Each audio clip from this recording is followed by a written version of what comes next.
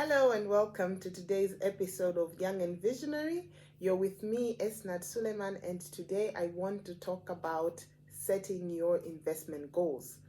Now, this is the first step in the process of saving and investing because your goals will motivate you or they will drive you to begin to save and invest, but also to be able to sustain the saving and investing over a longer period of time. So setting the goals is very, very important. So the first thing I want to say, make sure that your goals are meaningful. When I talk of meaningful, your goals should matter to you. They should mean so much to you. If they do, you will be motivated to save. A very simple example. My husband and I, we have our 3 lovely children. We love them so much. They mean so much to us. And we decided we want to make sure that we can give them the best education that we can afford to. So what did we do? We opened an investment account for each one of them. What we then do is on a monthly basis, we save a little something into each one of their investment accounts. And in that way, we will have the comfort that by the time they reach university, we would have saved enough to send them to university. So that is how it works. Make sure you set meaningful goals. For you, it could be something completely different. Maybe you want to build a home for yourself, or maybe you want to buy a house, or you're saving towards a deposit for a house. That is a goal that would definitely motivate you. Maybe for someone, you want to get married, so you want to save for your big wedding day. So that is a goal that can mean something to you. Or maybe you want to buy a car to get you from one place to another. Goals can be different, but they should matter to you. Second thing, you do not only need to have one goal, you could have multiple goals. It is allowed. At any point in time, you could have multiple goals. So make sure that each of those goals is meaningful. And what that will mean is when you have multiple goals, you will have to dissect your investment. So you will have different investment buckets. One bucket for one goal, another bucket for another goal. And your goals could be, others could be short term, others could be medium term, others could be long term. The reason you cannot mix your investments for all of these goals is because short-term goals will require you to invest in different types of assets. Medium goals will again require you to invest in a totally different asset. And long-term goals will require you to invest in a totally different asset. So you cannot put all of these together. And I'll talk about that in another episode where I will start to talk about the suitability of different investments for different investment tenors. And on that one, the short-term goal, I would be talking of 1 year or just under 2 years. And then medium would be between 2 to 5 years.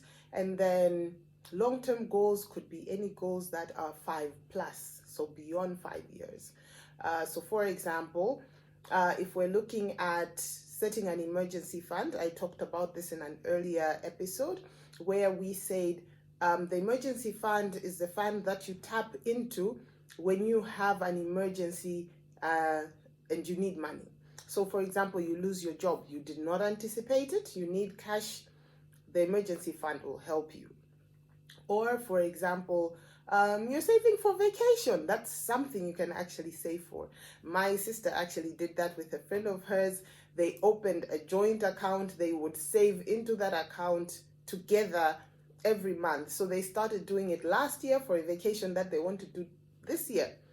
If you look at that horizon, it's very short, but that's something that could fall within the short-term horizon.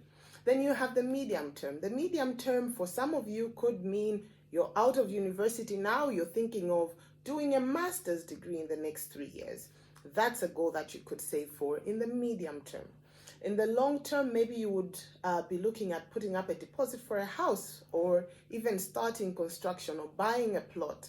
That's something that you could put in the long-term horizon.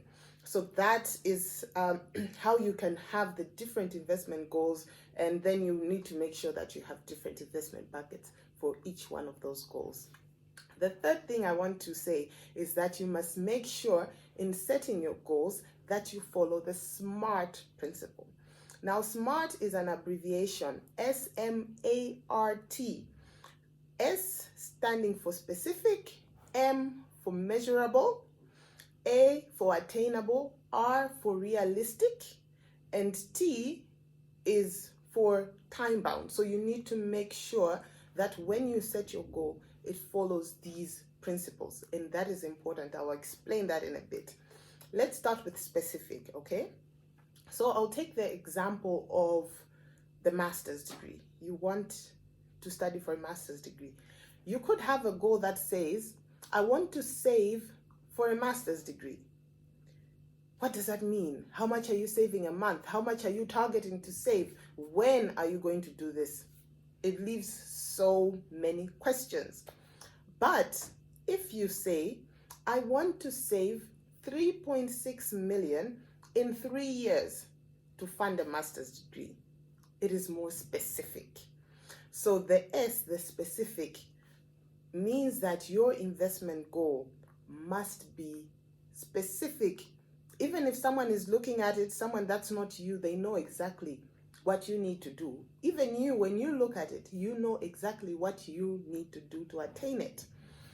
I'll move on to the next one, M, measurable. You can already see when we say save 3.6 million in 3 years, already it's measurable because one, you have the 3.6 million that you can measure yourself against, and then you have the 3 years. So after 2 years, you can assess and see how far you are from meeting the target. The next one, attainable. So your goals must be attainable. If they are not attainable, it defeats the whole purpose. It actually discourages you because you will feel like you're doing all of this in vain. You're struggling, you're putting money aside, but you're not getting to your goal. But it needs to be attainable. So for example, right, with the 3.6 million, if you earn a salary of, let's say, 300,000, for you to save the 3.6 million in 3 years, you need to put aside 100,000 every month in the 3 years, right? So obviously now you're at 300,000. At the end of the year, you might get an increment, your salary might go up. So for a person who earns 300,000, saving 100,000 a month could be attainable. You know, there are lots of ways that you could also manage your other expenses. Some of you might be living with your parents at the moment.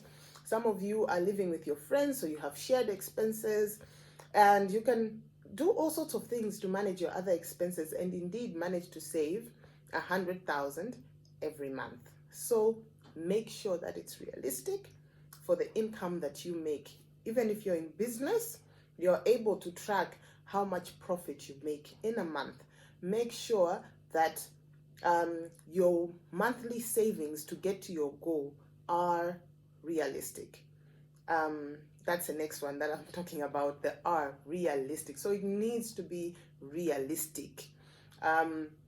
It's wonderful to dream, and dreams push us, but make sure that it's realistic. And then the time bound. Every goal must have a timeline. That doesn't mean that you only save for a period and stop, because you will always have different goals. But if you have a timeline associated with your goal, it makes the tracking easier. So make sure that you follow the SMART principle. Now, saving is amazing. When you're able to set a goal like that and you're able to achieve it, there are 3 things that happen to us as individuals. There's an impact, first of all, in terms of our emotions, right? The fulfillment is just amazing. When you've set a goal for yourself, you've gone out and you've actually achieved it, you feel so good inside. That is the emotional aspect of it.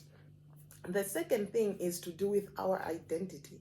Remember, when we're setting our goals, already we're looking at things that are meaningful to us. And in the same way, our jobs, our businesses define us as people, Yeah, some of you might not agree, but I think our jobs, our roles, wherever it is, our businesses, they do define us.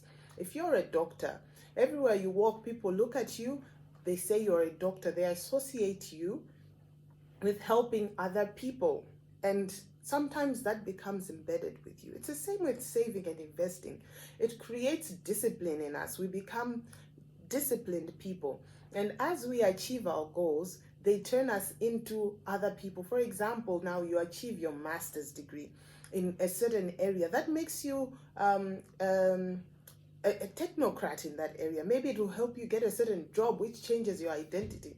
So whatever we're doing, it does affect our identity. It makes us good parents when we're able to save for our children and support them in their education.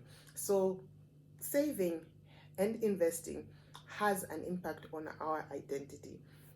The last thing is to do with security. It gives us security. Imagine, I can always remember in the school years sometimes, there would be, sometimes there would be needy students. So there would be some who would, for example, myself, I was privileged to be on the government sponsorship scheme. So obviously we didn't have to worry about school fees, but in recent years things have changed and we have all these students who struggle with school fees. The emotional stress of studying while worrying about school fees is just so much. But can you imagine if there is a fund so you don't have to worry about where the next check for your school fees will come from? That means you will be able to study free of mind, and that gives you security. So savings give us security in whatever area it is. Even for yourself, if you have the emergency fund, you will feel secure because you have something to look to something to cushion you when things go wrong. So I hope that today's episode has been very helpful to you. Set your investment goals, get out there, start investing, and be regular in your investments. I wish you all the best. Have a great day.